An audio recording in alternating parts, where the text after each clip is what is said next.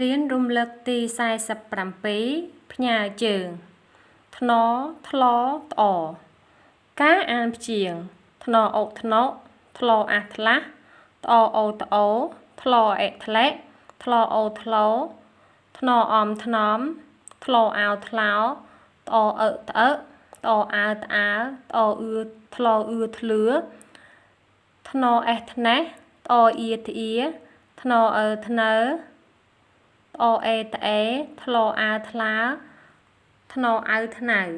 អានពាក្យត្អអើត្អើអង្គត្អើកថ្នអោថ្នោន្តថ្នោត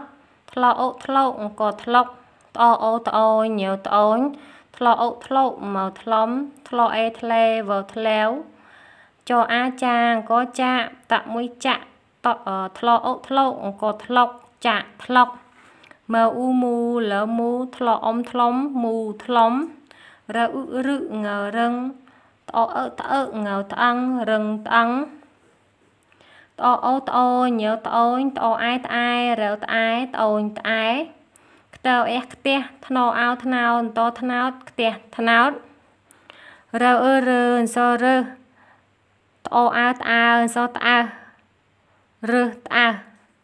ការអានល្បះមីងសយមិនដែលត្អូញត្អែពីការងារក្មេងលោតចាក់ថ្លុកក្បែរដើមត្នោតពូថ្លឹងផឹកទឹកត្នោតជូររួចត្អូញថាឈឺពោះការអានអត្ថបទខ្លីពូថ្លុំរាំចាក់ថ្លុក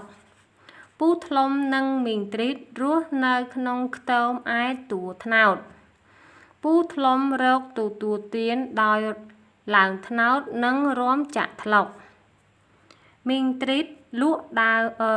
ត្នោតខ្ចីទឹកត្នោតកំពីងត្នោតនិងក្រូចថ្លុងពេលទំនេរពីឡើងត្នោតពូថ្លុំទៅរាំចាក់ថ្លុកទាំងក្មេងទាំងចាស់តែងមើលពូថ្លុំរាំចាក់ថ្លុកពេលនោះពូថ្លុំឈឺក្រពះត្អើកញឹកញាប់មីងទ្រីតខំថែទាំពូថ្លុំដោយមិនត្អូញត្អែពូថ្លុំមិនបានទៅរាំចាក់ថ្លុកទេ